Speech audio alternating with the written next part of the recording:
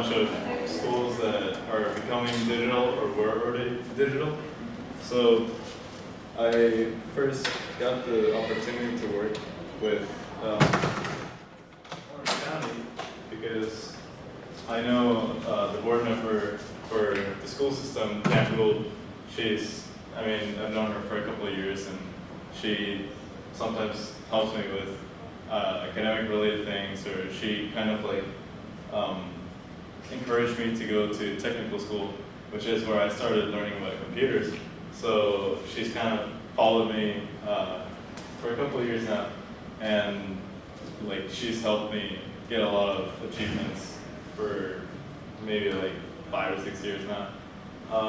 And she notified me about this open summer internship. So I had the chance to work with the main IT department or help schools become prepared for digital. So the schools in Orange County have this period of time where they can, for example, either they have the chance to fix all the laptops as they can, or so for example, the students have one laptop each. All the middle schools became digital like that this semester, or this summer. So we had to separate laptops that were broken from the ones that were working, or we had to do things like that. Or I could have worked in the repair depot, which was getting all those laptops and actually fixing them and replacing parts. And I got to meet Dr. Bridget Williams, which is the HR director of Orange County Public Schools, and she was pretty nice too. So the first day that I ever got paid for this internship, I guess, was orientation.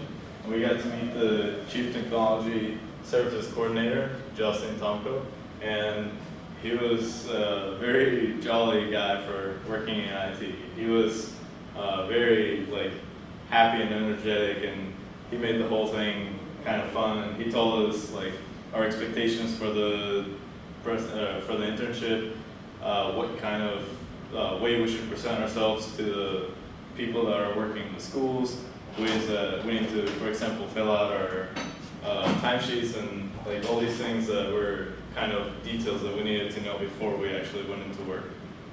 And so under him are 6 senior IT admins, and the one that I worked under, his name is Kendall. We just call him Kendall, and he commands the Southwest region.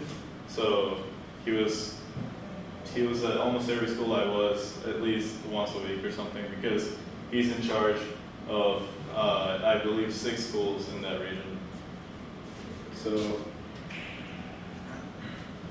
we were able to have this giant project for schools to become digital, or get all the things that they already had kind of set up again for the new year. So we had 8 phases, and the main one was separating the laptops from the broken laptops from the working ones. So we ended up having to kind of sift through, I believe it was like 900 laptops for each school. So it was a bunch of schools.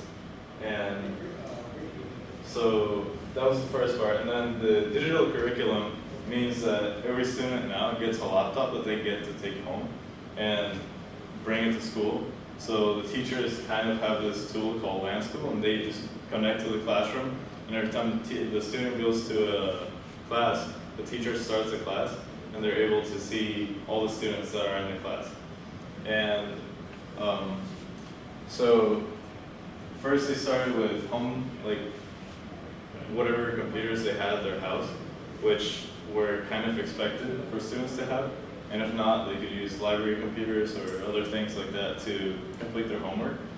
But they finally got enough funding to finally make all the middle schools digital, because all the high schools were already digital, but middle schools were kind of getting like the next step. And now that all middle schools are 1-to-1, which is 1 laptop to 1 student, now they're going to start working on elementary schools. So my schedule was 2 days at every school, and I worked at 3 schools. So, for example, the first week, Monday and Tuesday, I went to one school. Then Tuesday and Thursday, I went to another school. And we only worked Monday through Thursday because we were interns, so we weren't allowed to get full time, so we could only work up to 29 hours a week. And this was the easiest way to do it. So our supervisors there's one tech support representative at every school that kind of manages all the computers at the school. They're in charge of maintaining printers, smart boards, mobile devices, all these things that are commonplace in schools, and the voice over IP phones.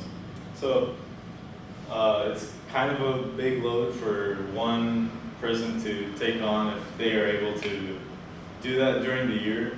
But then during the summer, they also have to kind of sort out the laptops and organize them all so they're able to give them out to students when it's the first day of class. So that was our job. We were there to help them make sure that all these laptops were ready, that all the classrooms were ready for teachers to walk in, log in, and start giving class. And it took a lot of work, but we were able to do it. And so my supervisor for the first school, we went to Liberty Middle School. It was myself and another student that also got the internship. So we went to Liberty Middle School, which is about 1 hour and 10 minutes from here. So it was pretty entertaining getting to see, I guess, what other middle schools look like, because I've only gone to one middle school. So I was able to see how newer middle schools look like, because this was built, I believe, a couple of years ago. So they have actually like integrated smart boards in the classrooms, which were really cool because they're touchscreen and all students can connect to them. They have a lot of smartboard markers, so students can walk up to the board and like they just need to touch it. It doesn't need any like pairing or anything. And he's currently getting a computer security degree at Liberty University. So he's working full-time and going to college. And then the second tech support rep for the second school is Edric. He was in Channel Lakes, which is by the Windermere area. This is a kind of an older school, so we ran into a lot of problems where either the cabling was older than it should have been, or sometimes the right ports weren't in the room, so we had to do a lot of work setting up and updating all those components. He's certified, he has an A+ and EverPlus, and he's working on Security Plus, and he's very interested in pursuing like Cisco certifications. So he was telling us all the things that he did in technical school and how he prepared for them, and how his boss is kind of like pushing him to get more certifications, and they'll help him get them. And the third tech representative was Chris. So we went to South Creek for our third school, and that's by the airport pretty much. So it's also a very, very new school. So all the layout of the school is very modern, and all the decorations are really pretty cool. They have a bunch of 3D printers, so we were able to actually print a bunch of things that they needed. So part of our job in this school was printing keychains for like the room keys for every teacher to be able to be handed a set of keys and knowing the room that they're for. And we also worked at the biggest thing about this school was getting all the laptops sorted out, because there were 1,500 laptops. So we needed to see which were broken, which had a bad hard drive, which had missing keys, and all these things. So this school was already digital, but since the alumni count is so high, we had a lot more time to work on the computers and imaging them as well. So our first day was in Liberty Middle, and in the first day we had very little idea what we were doing. It was very overwhelming walking into this room where laptops were piled up to here, and it was like all across the wall. So we kind of just picked up stacks of laptops, laid them out, had to check them for everything that could be wrong with them. Then we went to try to go around the classrooms, and kids like take mice and keyboards home, so we had to replace them. And we also got to meet the principal at the school, which didn't happen for other schools because during the summer everybody was super busy. And then, so during the first week, we kind of were really confused about the layout of the schools because we've never seen them before. And for example, in classrooms with smartboards, we had to know what kind of troubleshooting to do in case like the touch wasn't working, or in case we had to, the picture wasn't showing, and we had to like kind of think our way through how it was set up and see where like the fault was. So we also separated a lot of malfunctioning laptops, and we had this giant cart that we would push, and it was like 2 or 3 trips that we had to unload the cart. So after we learned the classroom layout, they gave us like maps so that the tech support reps could just tell us, hey, go to room 153 and I need you to replace the teacher station there. Go to the media center and I need you to like image the computers there. So they kind of like set us up with better tools like this map. So this was the only map I was able to find a picture of. It's for Liberty Middle School. It was the second school that I worked at. And you can see, so we were working in the media center, which was back here. So there's like a bunch of buildings. They're not color-coded very well here, but this is one building, then this part is the building, the music building, and then this is administration, and then other student buildings, and then they have a bunch of portables over here. So we had to set those up too. And then we, so we had to set up over 300 smart boards because some schools already had them, but they didn't have them in every classroom. So we had to kind of find whatever classrooms didn't have one. We had to get a crate and like get the smart boards unpacked, put them up. And we also got a lot of imaging errors. I don't think it's very easy to see, but we had like this cheat sheet that we came up with because some of them would like, the hard drive was full and we weren't able to like download the image before wiping the hard drive, or sometimes the RAM was bad or the charger was bad. So there were several issues that didn't let the computers image, and we had to kind of find an easier way to like figure out what was wrong with them.